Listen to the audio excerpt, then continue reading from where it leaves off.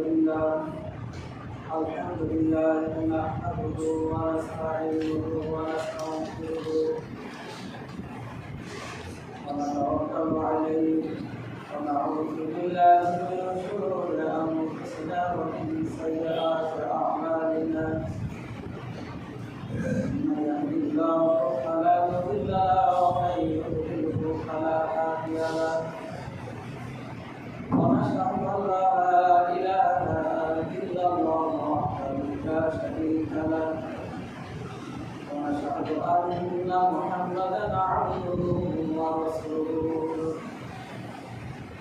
الذي ارسله بالحق بشيرا ونذيرا وداعيا الى الله باذنه وسراجا منيرا فقد قال الله تعالى في كلامه المجيد والفرقان الحميد أعوذ بالله من الشيطان الرجيم بسم الله الرحمن الرحيم ولقد صرفنا للناس في هذا القرآن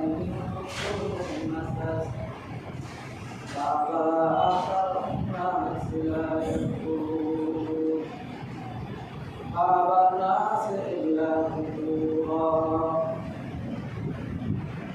وقال الله تعالى أيضا ألا له الخلق والأمر وتبارك الله رب العالمين সমস্ত গুণগান সমস্ত প্রশংসা মহান আল্লাহ তাআলার জন্য যার বর্তমানে আজকে জুমার সালাত আদায়ের জন্য আসার সুযোগ পেয়েছি সেই প্রভু দরবারে শুকরিয়া আদায় করি আলহামদুলিল্লাহ। সালাম বর্ষিত হোক প্রিয় নবী বিশ্ব নবী মুহাম্মদ রাসূলুল্লাহ সাল্লাল্লাহু আলাইহি ওয়াসাল্লাম। মুহতারাম হাজিরিন, আমরা আপনাদের সামনে সূরা বানী ইসরাঈল থেকে সূরা নিসা থেকে একটা আয়াত পড়েছি। এই আয়াতকে সামনে রেখে সমঅধিকার ইসলামে কোরআন হাদিসের দৃষ্টিতে সমঅধিকার নিয়ে দু চারটি কথা আলোচনা করবো। আমরা গত মাসের 19 তারিখ থেকে আমাদের পেপার পত্রিকায় সোশ্যাল মিডিয়ায় আমরা এই সমঅধিকার নিয়ে অনেক কথা শুনতেছি। আসলে ইসলাম কি বলেছে এ ব্যাপারে আমাদের জানা দরকার। আল্লাহ রাব্বুল আলামিন মানব জাতিকে সৃষ্টি করেছেন, এই মানব জাতি কিভাবে তার জীবন পরিচালনা করবে, ব্যক্তিগত, পারিবারিক, সামাজিক, রাষ্ট্রীয়, তার প্রত্যেকটা দিক নির্দেশনা আল্লাহ তাআলা পবিত্র কালামে দিয়েছেন। এজন্য আল্লাহ বলেন এই কোরআনে মানব জাতির এমন কোনো বিষয় বাদ দিয়ে নাই যা তারা সমস্যায় পড়ে সমাধান পাবে না। অর্থাৎ সকল সমাধান আমাদের এই সংবিধান আল কোরআন মধ্যে আল্লাহ তাআলা দিয়েছে। আর এই সংবিধানটা আমাদেরকে বুঝিয়ে দেওয়ার জন্য, বাস্তবে সেটা প্রয়োগে তার প্রেরিত রাসূল হযরত মুহাম্মদ রাসূলুল্লাহ সাল্লাল্লাহু আলাইহি ওয়াসাল্লামকে পাঠিয়েছে। এরপরও আমরা অপরিবর্তিত এই সংবিধান, মানব জাতির জীবন বিধান আল কোরআন না বোঝার কারণে হোক, না পড়ার কারণে হোক, অজ্ঞতাবশে হোক, প্রতিপক্ষকে ঘায়েল করার উদ্দেশ্যেই হোক, আমরা এই কোরআনের বিধান, মহান আল্লাহ তাআলার বিধানগুলোকে আমরা পরিবর্তন করার চেষ্টা করছি। আল্লাহ রাব্বুল আলামিন পবিত্র কালামে বলেছেন, আমান লাম ইয়াহকুম বিমা আনজালাল্লাহ ফাউলাইকা হুমুল কাফিরুন। যারা আমার বিধান অনুযায়ী বিচার ফায়সালা করে না তারা কাফির।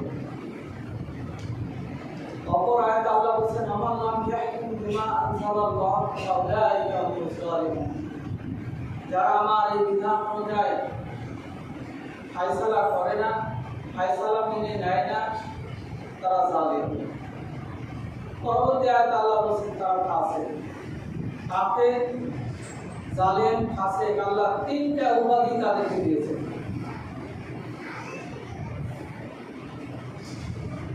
মহতারাম হাজিরিন,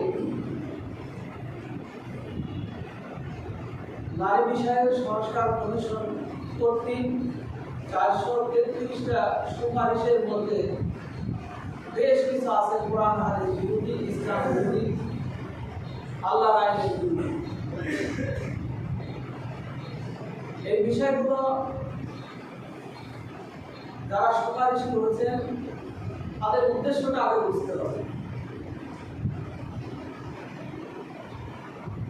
কোন ইমানদার যার ভিতরে বিন্দু পরিমাণ ঈমান আছে, কোরআন হাদিস বিরোধী কোন সুপারিশ, কোন আইন কোনোভাবেই মেনে নিতে পারে না, বা মেনে নিতে দিলে তার ঈমান থাকবে না। আল্লাহর আইনের আমি প্রয়োগ করতে পারলাম না, আমার দ্বারা সম্ভব হলো না, সেটা অস্বীকার করতে পারবেন, আমি অপারগ।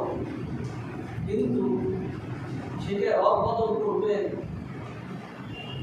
দুনিয়ার সংবিধানের মতো। একটা সংবিধান রাষ্ট্র চালানোর জন্য, সমাজ চালানোর জন্য, প্রতিষ্ঠান চালানোর জন্য সংবিধান প্রস্তুত করা হয়, বছরে বছর থেকে সংশোধন আনা হয়।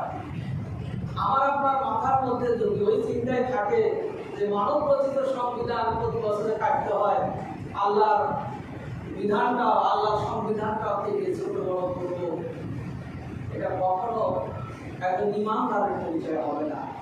যদি চিন্তা মাথায় থাকে, কেউ যদি এই কাজ করে, আল্লাহ বলছেন আমার নাম ইয়াহকুম বিমা আনজালাল্লাহ ফাউলাইকা হুমুল কাফিরুন, তারা হলো কাফির। তাই এই সংস্কারগুলো কি, আল্লাহর ফয়সালাটা কি, আর তাদের চিন্তা চেতনাটা কি, আল্লাহর কোরআন কি বলছেন?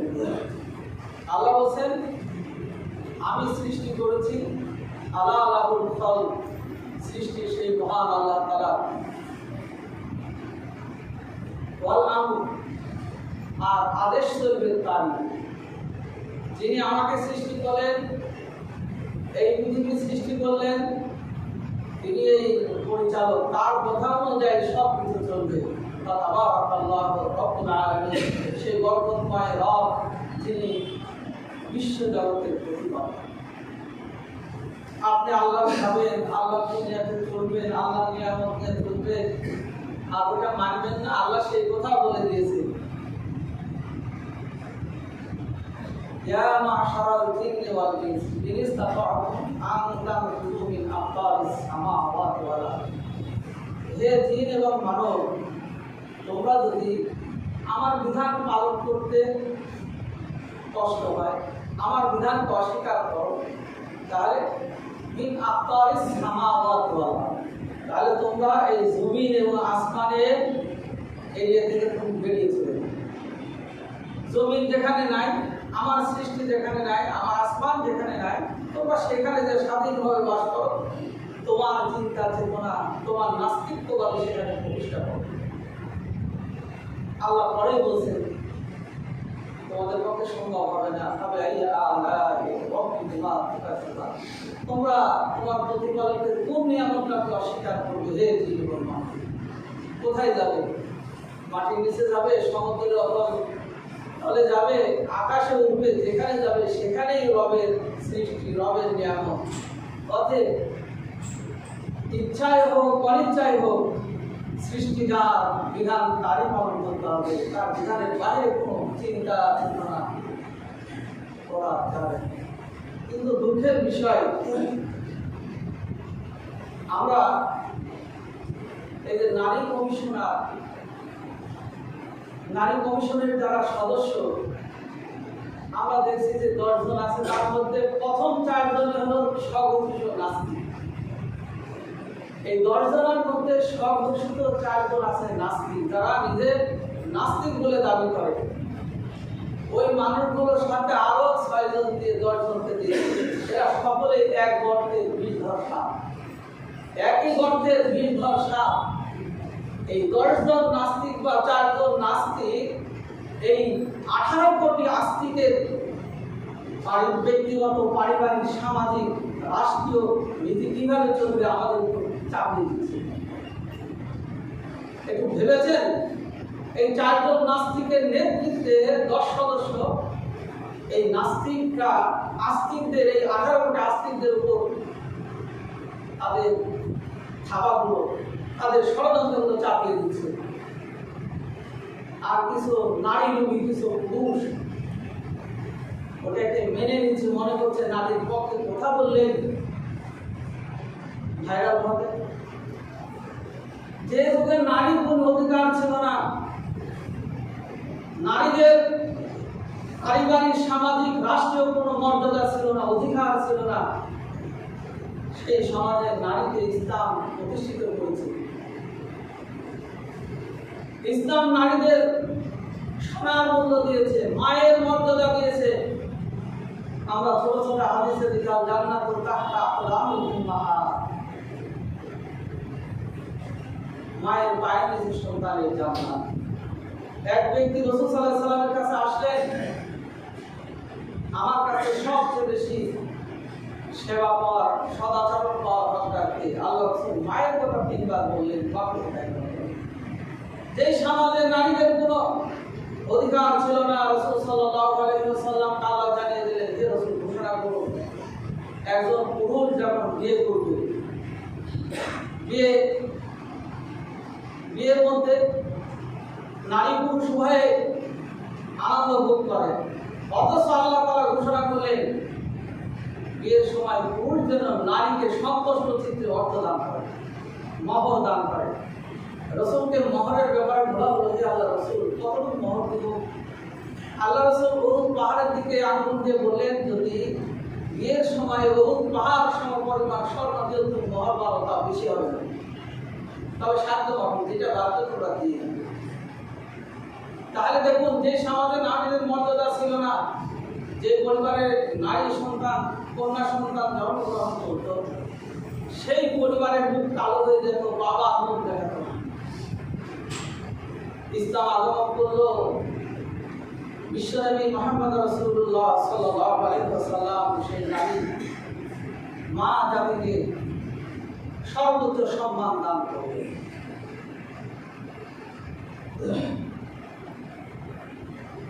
আজকে সম অধিকারের যে কয়েকটা বিষয়, তার মধ্যে একটা উত্তরাধিকারী হওয়ার ক্ষেত্রে যৌনকর্মীদের, শ্রমিকের মর্যাদা দিতে হবে। পুরুষরা 4টা বিয়ে করবে, তারা পারবে না কেন? যদি 4টা বিয়ের অনুমতি থাকে তাদের দিতে হবে, আর না হয় 4টা বিয়ে বন্ধ করতে হবে। আমি বিষয়গুলো আপনাদের সামনে একটু আলোচনা করছি। স্বামী কর্তৃক যদি স্ত্রীর অসম্মতিতে দৈহিক মিলন করে, তাহলে সেটা যৌন হয়রানির মামলা তারা করতে পারবে। মোহতারাম হাজিরিন, পর্যায়ক্রমে আমি আপনাদের সামনে কিছু বিষয় আলোচনা করি। আল্লাহ তাআলা প্রথম বলছেন, জেনার ব্যাপারটাই বলি। আল্লাহ বলছেন, ওয়ালা তাকরাবুস জিনা ইন্নাহু কানা ফাহিশাতাও ওয়া সাআ সাবিলা। হে ইমানদাররা, হে মুমিনরা, তোমরা তো জেনা করবে না এবং জেনার নিকটবর্তীও তোমরা হবে না। জেনার দিকে ধাবিত করে এমন বিষয়ের দিকেও তোমরা কর্ণপাত করবে না। ইন্নাহু কানা ফাহিশা, এটা একটা ফাহিশা, গর্হিত কাজ। ওয়া সাআ সাবিলা, আর এটা একটা মন্দ পথ, এটা খারাপ পথ। রাসূল সাল্লাল্লাহু আলাইহি ওয়াসাল্লাম বলেছেন, 7টা ধ্বংসাত্মক কাজ থেকে তোমরা বেঁচে থাকবে। তার মধ্যে একটি হলো এই ব্যভিচার, জেনা ব্যভিচার। যে জাতি এই ব্যভিচারে লিপ্ত হবে সেই জাতিকে আল্লাহ তাআলা ধ্বংস করে দেবেন। কোরআনের বাণী এবং পূর্বের কিছু জাতির বিষয়ে আলোচনা হবে ইনশাআল্লাহ। আমরা মুসলিম, আমাদের ধর্মে, আমাদের ইসলামে বলছে জেনা করা যাবে না, জেনার নিকটবর্তী হওয়া যাবে না। রাসূলের যেগুলো সংগ্রাম ছিল তার মধ্যে একটি হলো ব্যভিচার তোমরা বন্ধ করো, নারী পুরুষের অবৈধ মিলামেশা বন্ধ করো, তাহলে তোমাদের পরিবার, তোমাদের জীবন, তোমাদের সমাজ হবে শান্তি। একজন মুসলিম দাবি করার পর, মুসলমান হওয়ার পর এই জেনাটাকে, এই গর্হিত কাজ, পাপ কাজ, বড় কাজ, বড় অপরাধ, কি করে আমি এই পেশাতে যেতে পারি, কি করে এই পেশায় যারা এই গর্হিত কাজে জড়িত তাদেরকে শ্রমিকের মর্যাদা দিতে পারি। তাদের খুশি আছে বলতে কিছু আছে মনে করছেন? যারা এই সুপারিশটা করেছেন, এটা শ্রমিকের মর্যাদা দিতে হবে, শ্রমিকের অধিকার দিতে হবে এই যৌনকর্মীদের। যিনি এই নীতিমালাতে সুপারিশ করলেন, ওনাকে যদি বলি আপনি এই পেশাতে যান, উনি কি যাবেন? ওই পেশাতে বলি যদি আপনার মেয়েকে দেন, উনি দিবেন? ওনাকে যদি আপনার বোনকে দেন, উনি কি সেই পেশাতে তার নিজের বোনকে দিবেন? তাহলে নিজে যাচ্ছি না, নিজের কন্যাকে দিলাম না, নিজের বোনকে দিলাম না, নিজের আপনজনদেরকে ওই পেশাতে দিলাম না, আমি কি করে ওই পেশাকে অবৈধ পেশাকে, কোরআন বিরোধী, সুন্নাহ বিরোধী, ইসলাম বিরোধী, ঈমান বিরোধী পেশা কিভাবে আমি স্বীকৃতি চাই? বিশ্বনবী শিখিয়েছেন, তুমি যে জিনিস পছন্দ করো না তোমার ভাইয়ের জন্য সেটা পছন্দ করো, তুমি তোমার ভাইয়ের জন্য ওই জিনিসটাই পছন্দ করো যেটা তোমার নিজের জন্য পছন্দ করো। রাসূলের শিক্ষা। তাহলে এরা এই পেশা নিজে যাবে না, কিন্তু গরিব মেহনতি ওই রকম মানুষগুলোকে, ওদের পরিবারগুলোকে ধ্বংস করে দিতে চায়, যুব সমাজকে ধ্বংস করে দিতে চায়, ব্যভিচারে আল্লাহর গজব টেনে আনতে চায়। মোহতারাম হাজিরিন, আমরা জানি পবিত্র কোরআনে কওমে লূতের কথা বলা হয়েছে। কওমে লূত সমকামিতা, এই ব্যভিচারে তারা লিপ্ত হয়েছে। লূত আলাইহিস সালাম দীর্ঘ সময় তাদেরকে এই পাপ থেকে, এই অন্যায় থেকে, অবাচার থেকে বাঁচার জন্য আহ্বান করলেন। এরা এই কাজ থেকে বিরত নয়। কোনোভাবেই লূত আলাইহিস সালাম তাদেরকে বিরত করতে পারলেন না। আল্লাহ রাব্বুল আলামিন লূত আলাইহিস সালামের সেই সম্প্রদায়কে, লূত আলাইহির কওমকে যারা এই পাপের সাথে জড়িয়েছিল, আল্লাহ তাআলা কঠিন শাস্তি দিয়ে তাদেরকে একসাথে ধ্বংস করে দিলেন। যেটা বর্তমানে এই জর্ডানের উত্তরে ডেড সি বলা হয়, মৃত সাগর, ওই সাগরে তাদেরকে আল্লাহ তাআলা গজবে তাদেরকে ধ্বংস করে দিয়েছিল। যে সাগরে এখনো কোনো মাছ হয় না, কোনো প্রাণীর জন্ম হয় না, কোনো পোকামাকড় সেখানে বাস করে না। একজন মানুষ ডুব দিয়ে গোসল করবে, ডুব মেরে গোসল করবে, সেটাও পারে না। আল্লাহ তাআলা কওমে লূতের এই পাপে জড়িত যারা ছিল তাদেরকে সেখানে আল্লাহ তাআলা গজবে ধ্বংস করে দিয়েছে। এরপর আল্লাহ তাআলা আরেকটা জাতির কথা বলেছেন। হযরত ঈসা আলাইহিস সালামের জন্মের 80 বছর পূর্বে, খ্রিস্ট শতাব্দীর 80 বছর পূর্বে, আমরা জানি সেই সময় দুটো সভ্যতা ছিল, রোম, পারস্য। তো রোমের একটি শহর ছিল পম্পি শহর। সেই শহরটা সেই যুগের সবচেয়ে আকর্ষণীয় সুন্দর একটি শহর ছিল, বর্তমানে ইতালিতে অবস্থিত। সেখানে বণিকরা যেত, পর্যটকরা যেত, সেখানে আনন্দ প্রমোদের জন্য যেত। এই শহরের অধিবাসীরা এই পাপাচারে লিপ্ত ছিল, ব্যভিচারে লিপ্ত ছিল, জেনাতে লিপ্ত ছিল। দেশি বিদেশি সব পর্যটকরা সেখানে যেত, এরা এই সুযোগটা গ্রহণ করলো, তাদের কর্মবাদ দিয়ে তাদের ছেলে মেয়ে পরিবার সকলে ওই শহরের সকলেই এই জেনা ব্যভিচারে লিপ্ত হলো। এই ব্যভিচারে তারা নিবর্তিত হলো।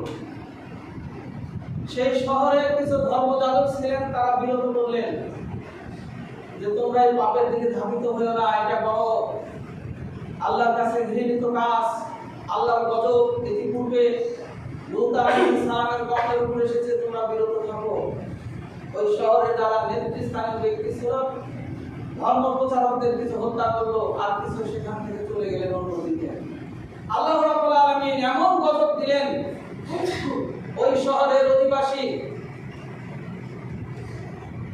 গজবের সময় যে অবস্থায় ব্যভিচারে লিপ্ত ছিল, আল্লাহ তাআলা তাদের সেইভাবে পাথর বানিয়ে দিলেন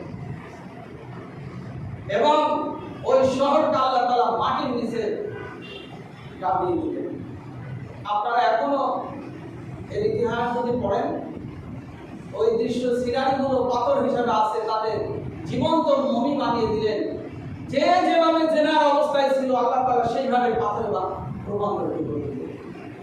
তাহলে এই অপরাধটা যেমন আল্লাহর গজব আনে, সামাজিক বিপর্যয় আনে, আল্লাহর কাছে ঘৃণিত এবং বড় পাপ, আমরা মুসলিম হিসাবে কখনো এই পাপের দিকে ধাবিত হতে পারি না। যারা এটা সুপারিশ করেছে, আমরা প্রধান প্রতিষ্ঠান জ্ঞানী মানুষ, তখন এটা হয়তো পাস করবে না, কিন্তু যারা সাহস করেছেন নাস্তিকরা, কি করে এই আস্তিকদের উপরে খবরদারি করে, আমাদেরকে সচেতন হতে হবে। আল্লাহ তাআলা এদের পরিণতিটা কি ঘটবে, আল্লাহ এই জন্য পবিত্র কোরআনে বলেছেন, কুলসিরু ফিল আরদি আনজুরু কাইফা কানা আকিবাতুল যালিমিন। তোমরা আল্লাহর জমিন ভ্রমণ করো, দেখো ওই ডেড সি দেখো, আর পম্পে শহরে যাও, তোমরা দেখো এই ব্যভিচারদের কি পরিণতিটা ঘটেছে। বন্ধু কাইফা কানা আকিবাতুল যালিমিন, অন্য আল্লাহ বলেন তোমরা তাকাও ওই জালেমদের, পাপীদের দিকে, তাদের পরিণতিটা কি হয়েছিল। মুহতারাম হাজিরিন, এটা কোনো পেশা হতে পারে না, এটা কোনো সম্মানজনক পেশা না। হালাল পন্থায় উপার্জন করেন, এটা আপনার পেশা, কিন্তু যেটা আপনার এই সুখ বৃদ্ধি করে, ইসলাম বিরোধী, কোরআন বিরোধী, ধর্ম বিরোধী, ইমানদারদের ইমানে আঘাত হানার বিষয়, এটা কোনো স্বাধীনতা না, এটা বাক স্বাধীনতা না। আপনি বাক স্বাধীনতা কথা বলেন, কিন্তু আপনি আল্লাহর বিধানকে খণ্ড খণ্ড করে দিবেন, ইসলাম বিরোধী কোনো মত প্রকাশ করবেন, এটা স্বাধীনতার মধ্যে পড়ে না। তাই এগুলো থেকে আমরা জুমার মসজিদ থেকে ঘোষণা করছি, ওই কমিশনার যারা ছিল সব বাদ দিতে হবে, নাস্তিকদের কোনো অস্তিত্ব নাই। দুঃখ লাগে, কোন এক রাজনীতি দলের একজন মহিলা নেত্রী এই ভাষাটা ব্যবহার করছে যে যখন নারী বিষয়ে কোনো সিদ্ধান্ত নেওয়া হয় বা নিতে যায়, তখন এই হুজুরদের, আলেমদের এত চুলকানি উঠে কেন? বলেন তো, আলেমরা যদি মানুষকে সচেতন না করে, ইমামরা যদি মসজিদ থেকে সচেতনমূলক কথা না বলে দেয়, আপনাকে কে পথ দেখাবে, কে সতর্ক করবে? ওরা তো জাহেল। এই জাহেল তো আপনাকে দিনের দিকে, ইসলামের দিকে, আল্লাহর পথে রাখতে পারে না। ভাষাটা দেখেছেন, তার মানে ওই দলের নেতৃত্ব ওইটা সাপোর্ট করে। তারা বিবাহ করতে চায় না, বিবাহ না করে তারা আমল প্রমোট করতে চায়, যুব সমাজকে ধ্বংস করতে চায়, মানুষের পারিবারিক, সামাজিক সব জায়গায় বিপর্যয় সৃষ্টি করতে চায়। তাই এগুলো থেকে নিজেদেরকে বিরত থাকতে হবে। এই সিদ্ধান্ত যারা নিয়েছেন, আমরা সেগুলো বাতিলের জন্য জোর দাবি জানাচ্ছি। মুহতারাম হাজিরিন, এরপর দেখুন আরেকটা বিষয়, আল্লাহ তাআলা বলেন, ফানকিহু মা তাওবা লাকুম মিনান নিসাই মাসনা ওয়া সুলাসা ওয়া রুবা। তোমরা বিয়ে করো, দুইটা, তিনটা, চারটা। তোমরা যদি 2, 3, 4 এর মধ্যে সমতা করতে না পারো, ইনসাফ কায়েম করতে না পারো, তাহলে তোমরা ওয়াহিদাতান, একটা বিয়ে করো। এটা পুরুষের অধিকার, আল্লাহ দিয়েছেন। এটা পুরুষ জোর করে কোনো অধিকার নেয় নাই, আল্লাহর পক্ষ থেকে দিয়েছে। যিনি বিধাতা কেন দিয়েছেন আমি বলছি, নারীদেরকে দেওয়া হলো, আল্লাহ বলছেন তুমি একটা করো, একটা বেশি না, স্বামী গ্রহণ করবে একটা, পুরুষ করবে 4টে বিয়ে, যদি ইনসাফ কায়েম করতে পারে। কেন দেওয়া হয়েছে? পুরুষ 4টে বিয়ে করলেও 4টে স্ত্রীর সাথে সে দৈহিক মিলন ঘটালেও সে পুরুষ দাবি করতে পারবে আমি 4 স্ত্রীর পেট থেকে সন্তান ভূমিষ্ঠ হলে 4টে সন্তানের বাবা হিসেবে সে 100% বলবে আমি বাবা। এছাড়া আরো কারণ আছে। আল্লাহ রাসূল বলেন মহিলাদের সংখ্যা বেড়ে যাবে কিয়ামতের আগে। বাংলাদেশে এখনো 4 হাতে 6, 4 × 6, পুরুষের সংখ্যা 4, সেখানে মহিলা 6। রাসূল সাল্লাল্লাহু আলাইহি ওয়াসাল্লাম বলেন, রাসূলের কাছে প্রশ্ন করা হয়েছিল, আল্লাহ রাসূল বলেন আল্লাহ তোমাদের ভালোর জন্য করেছেন, নারী জাতির প্রতি অনুগ্রহ করেছেন। কেন? কিয়ামতের আগে একটা পুরুষের বিপরীতে 50টা নারী জন্মগ্রহণ করবে। এছাড়াও যুদ্ধ বিগ্রহ বিভিন্ন জায়গায় পুরুষের প্রাণ হানি, পুরুষের মৃত্যু বেশি ঘটে, অর্থাৎ পুরুষের ক্ষয় বেশি। যদি পুরুষ উৎপাদনে কমে যায়, তাদের যুদ্ধ বিগ্রহ বিভিন্ন সময় তাদের ক্ষয় বেশি ঘটে। এটাও একটা আরো কারণ। একটা মহিলা যদি স্বামী চায়, স্বামীর সাথ গ্রহণ করতে চায়, যদি একটা পুরুষ 4টে বিয়ে না করে, তাহলে কোনো মহিলা আছে কোনোদিন স্বামীর সাথ গ্রহণ করবে। আল্লাহ তোমাদেরকে অনুগ্রহ করে পুরুষের 4টে বিয়ের কথা বলেছেন যাতে তোমরা স্বামীর সাথ গ্রহণ করতে পারো। আমরা জানি একটি মাযহাবের ইমাম আবু হানিফা বলে আমরা জানি, তার নাম আবু হানিফা না, তার নাম ছিল নোমান বিন সাবিত। তার কাছে কিছু মহিলারা গিয়েছিলেন, তিনি একজন তাবেঈ ছিলেন, যে বললেন যে আল্লাহ আমাদের সাথে কি আচরণটা করেছে, পুরুষকে 4টে বিয়ের সুযোগ দিয়েছেন, আমাদের জন্য একটা, আল্লাহ এত বৈষম্য করেছেন আমাদের সাথে। তো তিনি বললেন যিনি সৃষ্টিকর্তা তিনি এটার ভালো ফায়সালা দিয়েছেন, এটা তোমাকে মেনে নিতে হবে। কিন্তু নাসর বান্দায় 4 মহিলা একটার পর একটা প্রশ্ন করছেন। আবু হানিফা নোমান বিন সাবিতের একটা কন্যা ছিল আবু হানিফা, তিনি দেখলেন বাবা চিন্তা করছেন, তাদের প্রশ্ন সম্মুখীন হয়ে তিনি প্রশ্ন দিচ্ছেন, কিন্তু মহিলারা এত প্রশ্ন করছে, তিনি বিষয়টা বললেন কি হয়েছে তোমাদের বলো। তো তিনি বললেন, তারা বললেন যে আমরা পুরুষের মতো 4টে বিয়ে করতে চাই, ওরা 4টে বউকে আনন্দ করবে, আমরা 4টে স্বামী আনন্দ করতে পারবো না। ইসলাম কেন জায়গা আমাদেরকে বঞ্চিত করেছে। হানিফা বললেন তোমরা চলে যাও, 4 জনে কালকে একজন গরুর দুধ নিয়ে আসবে একটা পাত্রে, একজন উটের দুধ নিয়ে আসবে, একজন ছাগলের দুধ নিয়ে আসবে, একজন দুর্বার দুধ নিয়ে আসবে, 4 রকম 4টে পশুর দুধ নিয়ে আসবে। কালকে এটা উত্তর দেওয়া হবে। পরের দিন তারা আসলো দুধ নিয়ে, তিনি বললেন এই দুধগুলো এক পাত্রে করো। এক পাত্রে করে করা হলো, তখন তিনি বললেন যে গরুর দুধ নিয়ে এসেছো সে সেখান থেকে বের করে না, যে ছাগলের দুধ নিয়ে এসো সেখান থেকে বের করে না, যে উঠে নিয়ে এসো, যে দুম্বা নিয়ে এসো সে আলাদা আলাদা করে সব বের করে না। তারা বলছে এটা তো সম্ভব না, কোনোভাবে বের করা যাবে না, তো না যাবে না। হে মহিলা তুমি এত বোকা কেন, তোমার উপরের মতো হয়ে গেছে। তোমাকে যদি তুমি 4টে স্বামী ব্যবহার করো, 4টে স্বামী তোমার সাথে দৈহিক মিলন ঘটায়, এরপর তুমি কোন স্বামীকে তোমার এই সন্তানটা দেবে, কোন স্বামীর তুমি সন্তান বলে তোমার স্বামীটা তো সন্তানটা ধরিয়ে দিবে। তারা বুঝলো, তারা নত স্বীকার করলো এবং বললো আমরা ভুল করেছি, আল্লাহ এই জন্য হয়তো এই বিধানটা করেছে। হানিফা তিনি বলেছিলেন বাবাকে, বাবা যদি আমি সঠিক উত্তরটা দিয়ে দিই তাহলে আপনার নামের সাথে আমার নামটা একটু জড়িয়ে যাবে।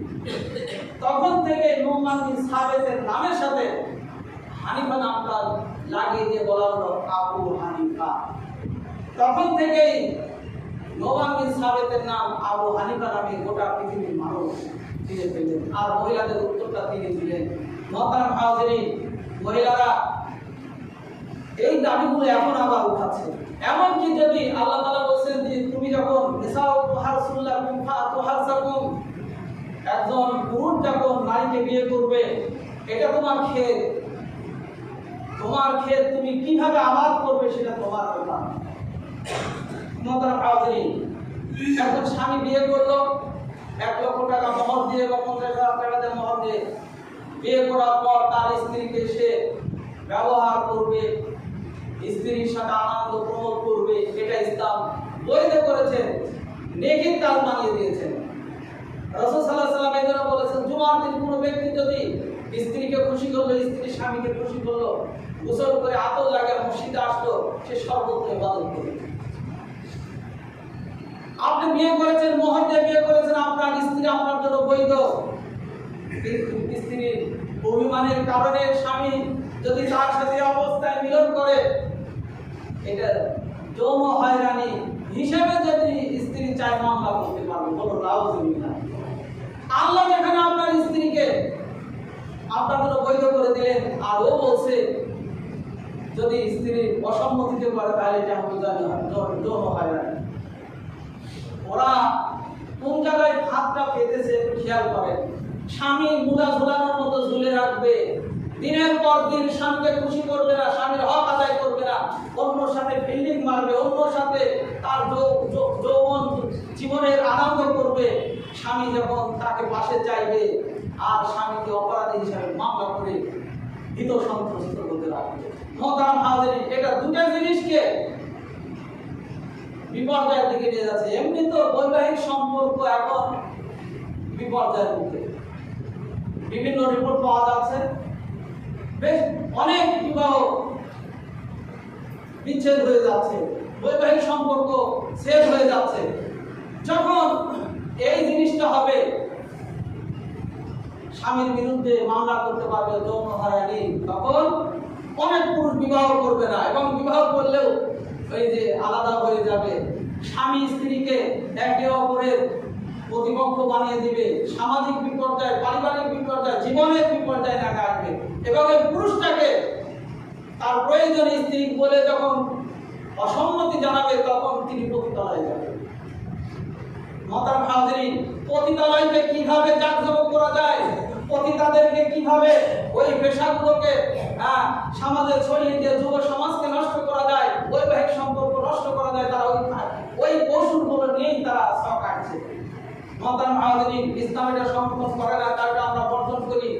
কোরআন হাদিসের সাথে আল্লাহ যেটা বৈধ করেছেন তার সাথে যারা মানব রচিত, শয়তান তাগুত কর্তৃক রচিত বিধানগুলো এক করতে চায়, আমরা সেগুলো ঈমানদার হিসাবে, মুসলিম হিসাবে, মুমিন হিসাবে এটা আমরা কখনো গ্রহণ করতে পারি না।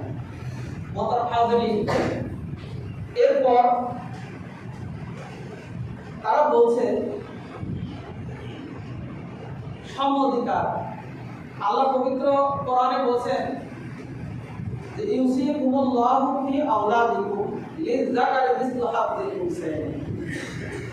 তোমাদের কন্যারা, 2 কন্যা যা পাবে তার সমপরিমাণ ছেলের জন্য আল্লাহ তাআলা তোমাদের পৌঁছে দিয়েছেন। অর্থাৎ ছেলে কারো কোনো বাবার কাছে 300 টাকা থাকলে একটা ছেলে একটা মেয়ে আছে, মারা গেলে ছেলে নিবে 2 টাকা, মেয়ে নিবে, ছেলে নিবে 200 টাকা, মেয়ে নিবে 100 টাকা। আল্লাহ ফায়সালা করছেন। এরপর আল্লাহ বলছেন মেয়েদের সংখ্যা বাড়লে, ভাই না থাকলে কিভাবে হবে, সূরা নিসা 11 নম্বর আয়াতে বিস্তারিত আল্লাহ তাআলা আলোচনা করেছেন। এখন আসেন, দাবি হলো ভাই যদি 2 টাকা নেয় ও 2 টাকা নেবে, অর্থাৎ বাপ 300 টাকা রেখে গেলে 150 টাকা করে ভাগ করে নেবে। ভাই তো 150 টাকা দিবে, সেও 150 টাকা নেবে। মোহতারাম হাজিরিন, এই আইনটাদের পাশ করলো এই আইনটা বা এই সুপারিশ যে করলো কোনো ইসলামিক স্কলারকে, বিশেষজ্ঞকে সেখানে ইনক্লুড করা হয়েছে? যদি না করা হয় তাহলে অজ্ঞ মানুষগুলো যারা এই ফারাইজ সম্পর্কে জ্ঞান নাই, ওই মানুষগুলো কিভাবে ফারাইজের ফয়সালা দিতে পারে? একটু চিন্তা করেছেন? এই যে আমাদের দেশে এই যে মন্ত্রী বানানো হয়, যে মন্ত্রী ধান চিনে না, ইউরিয়া সার চিনে না, তাকে কৃষি মন্ত্রী বানায়। আর সেখান থেকে সে একজন কোনোদিন কোরআন হাদিস পড়ে না এমন একজনকে ধর্মমন্ত্রী বানিয়ে দেওয়া হয়েছে। ধর্মে সে কিছুই বুঝে না। সমস্যা হলো আমাদের এখানে, যে যেখানে পারদর্শী, যে যে বিষয়ে পাণ্ডিত্য রয়েছে তাকে সেই জায়গায় দিতে হবে, তাহলে সেই জিনিসটা সুষ্ঠু হবে, সুন্দর হবে। তারা নীতিমালা বলছে যে আমরা বাপের ওই 300 টাকা থেকে ভাইকে 150 দিব, আমরা 150 দিব। মক্কার হাজরিন, আল্লাহ তাআলা আসহাবুল ফুরুজ অর্থাৎ উত্তরাধিকারী বানিয়েছেন 12 জন। আসহাবুল ফুরুজ বলা হয় আরবিতে। এদের সংখ্যা হলো 12 জন। একটা পুরুষ 4টা অবস্থায় সম্পদ পেয়ে থাকে, আর একটা মহিলা 8 অবস্থায় সম্পদের মালিক হয়ে থাকে। একজন মহিলা কন্যা হিসাবে পাবে সম্পত্তি, স্ত্রী হিসাবে পাবে, মা হিসাবে পাবে, দাদি হিসাবে পাবে, পত্নী হিসাবে পাবে, সহোদর বোন হিসাবে পাবে, বৈমাত্রিক বোন হিসাবে পাবে, বৈপিত্রিক বোন হিসাবে পাবে। 8টি অবস্থায় সেই সম্পদ। আর বোনাস স্বরূপ আল্লাহ তাআলা কি করেছেন? মোহরটা আল্লাহ তাআলা আরো দিয়ে দিয়েছেন। এই 8 অবস্থায় একজন নিয়ে যা পায় এক জায়গায় করলে ছেলে সমপরিমাণ হয়ে যায়। আল্লাহ তাআলা তাকে 8 অবস্থা থেকে কিছু কিছু দিয়েছেন, দিয়ে ছেলের সমপরিমাণ করেছেন, সাথে সাথে মোহরকে তার জন্য বোনাস করে দিয়েছেন। এটা একটা বিষয়। আর একজন ছেলে মানুষ পাবে 4টা অবস্থায়। স্বামী হিসাবে পাবে, পিতা হিসাবে পাবে, দাদা হিসাবে পাবে, ভাই হিসাবে হতে পারে। এই 4টা অবস্থা। তাহলে দেখুন ও 4 অবস্থার মধ্যে সীমাবদ্ধ, একে 8 অবস্থা বাকি দিয়ে হয়েছে। দ্বিতীয় হলো বাপের ভরণ পোষণ দেওয়ার দায়িত্ব কন্যা কোটি টাকার মালিক হলেও আবশ্যক নয়। বাপের ভরণ পোষণ দিতে হবে ছেলেকে। স্বামীর বাড়িতে আসার পর স্বামী সংসারের স্ত্রী কোটিপতি হলেও ওই সংসারের স্ত্রী যদি খরচ না করে স্বামীর করার কিছুই নেই। অর্থাৎ তাকে খরচ মুক্ত রাখা হয়েছে বাবার পরিবারে, স্বামীর পরিবারে যা খরচ করবে পুরুষরা। তাহলে পুরুষ বাবার জন্য খরচ করছে, পুরুষ স্ত্রীর জন্য খরচ করছে, সব খরচ পুরুষের হাতে। এরপরেও বাবা নেই, এই বোনটা যদি স্বামী পরিত্যক্ত হয় তাহলে তার বিবাহ শাদী যে পর্যন্ত হচ্ছে না তার ভরণ পোষণ ভাইকে দিতে হবে। আল্লাহ বিধান করে দিয়েছে। তাহলে ভাইয়ের দায়িত্ব অনেক বেশি। এমনকি বাবার বিপদে আপদে কোনটা হচ্ছে ছেলে বেশি বাবার পাশে থাকেন। আল্লাহ বলছেন তার অবদান বেশি, তার খরচ বেশি, তোমার খরচ নেই। সে 2 ভাগ নিবে, তুমি 1 ভাগ নিবে। আবার দেখুন, যদি নিয়ে বাবার 100 টাকা নিয়ে স্বামীর বাড়ি যায়, তার স্বামী তার বাবার কাছ থেকে ওইরকম 300 টাকা থাকলে 200 টাকার মালিক হবে, তাহলে সেই পরিবারও 300 টাকা হবে। তার ভাই 200 টাকা নিয়ে বাড়িতে ছিল, তার ভাই বিয়ে করেছে, তার শ্বশুর বাড়ি থেকে 100 টাকা পেল, তার বাড়িতেও 300 টাকা হয়ে গেল। সকলের বাড়িতে 300 টাকার বাজার হয়ে যাবে, 300 টাকার মালিক সকলে হয়ে যাবে। বলবেন যে 150 টাকা নিলেও তো হবে, কিন্তু ভাই যে দায়িত্ব পালন করলো বাবার জন্য, ভাই বোনের জন্য দায়িত্ব পালন করবে। বোন ভাইয়ের বাড়িতে যাবে, বাবা না থাকলে বাবার ভিটায় যাবে, ভাই খরচ করবে, এক্ষেত্রে তাকে খরচ করতে হয়। সব মিলে আল্লাহ বলছে তার খরচ বেশি, তোমার প্রতি তার অবদান, তোমার বাবার প্রতি অবদান, এবং তোমার প্রতি নমনীয় থাকবে যে না, বোনকে তো আমি 100 টাকা দিয়েছি, আমি 200 টাকা দিয়েছি, তোমার প্রতি শ্রদ্ধাবোধ থাকবে। যখন এই 2 টাকা 200 টাকা আর 100 টাকা করে নিয়ে যাবে, তোমার প্রতি শ্রদ্ধা থাকবে। আল্লাহ এমন ভাবে একটা সুন্দর ফয়সালা আমাদেরকে দান করেছেন। অথচ আমরা কি করছি? 1 টাকা করে ভাগ করে নিয়ে ভাই বোনদের মধ্যে সম্পর্ক আছে। ভাই কোনোদিন আর বোনের দিকে তাকাবে না। তুমিও 150 টাকা নিয়ে স্বামীর বাড়ি গেছো, আমি 150 টাকা বাড়ি গেছি, তুমি আগে তোমার খরচ কে করবে? আমাদের মধ্যে সম্প্রীতি ভালোবাসার বান্ধব নষ্ট হয়ে যাবে, ভাই ভাইয়ের মধ্যে শত্রুতা শুরু হবে, সামাজিক বিপর্যয় আসবে। সব মিলেই এটা আল্লাহ তাআলা ফায়সালা, আল্লাহ তাআলার এটা বিধান, আল্লাহ তাআলা ফায়সালা করে দিয়েছেন। এই বিধানটা আমাদের সকলকে মেনে সেইভাবে চলতে হবে। যারা চায়, ওরা সামাজিক বিপর্যয় চায়, ওরা পারিবারিক বিপর্যয় চায়, ওরা দেশে অশান্তি চায়, আমরা কোরআনের বিধান মেনে চলবো, ইমানদার।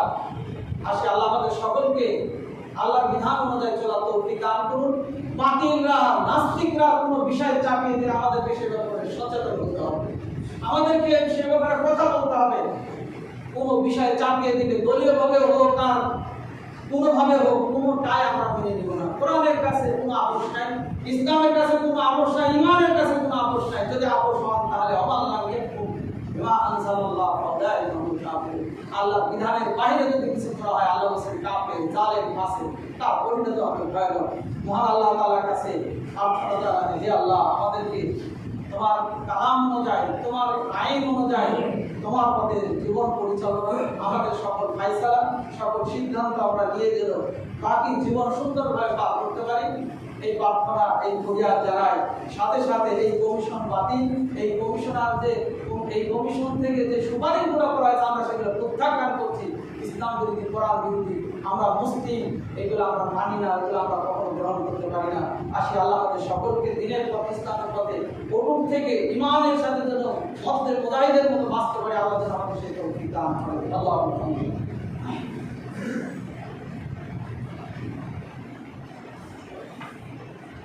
আলহামদুলিল্লাহ والسلام على عباده الذين اصطفى أما بعد أعوذ بالله من الشيطان الرجيم بسم الله الرحمن الرحيم ربنا ظلمنا أنفسنا وإن لم تغفر لنا وترحمنا لنكونن من الخاسرين رب ارحمهما كما ربياني صغيرا رب ارحمهما كما ربياني صغيرا اللهم اعز الاسلام والمسلمين واذل الكفره والمشركين اللهم انصر من نصر دين محمد واجعلنا منهم واغفر ما خذل دين محمد ولا تجعل منهم ان الله يامر بالعدل والاحسان وايتاء ذي القربى وينهى عن الفحشاء والمنكر والبغي يعظكم لعلكم تذكرون